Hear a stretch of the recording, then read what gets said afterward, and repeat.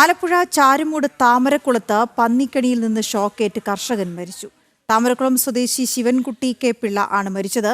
വിവരങ്ങളുമായി സുധീഷ് ഗോപാൽ ചേരുന്നു. സുധീഷ്, എന്താണ് സംഭവിച്ചത്?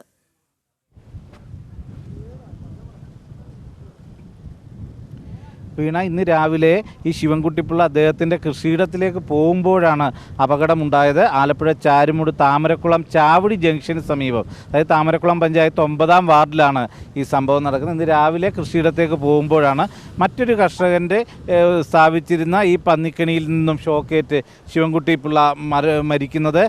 ഇപ്പോൾ പോലീസും അതോടൊപ്പം തന്നെ ഫോറസ്റ്റും അടക്കമുള്ള ഉദ്യോഗസ്ഥർ ഇതുമായി ബന്ധപ്പെട്ട് അന്വേഷണങ്ങൾ ആരംഭിച്ചിട്ടുണ്ട്.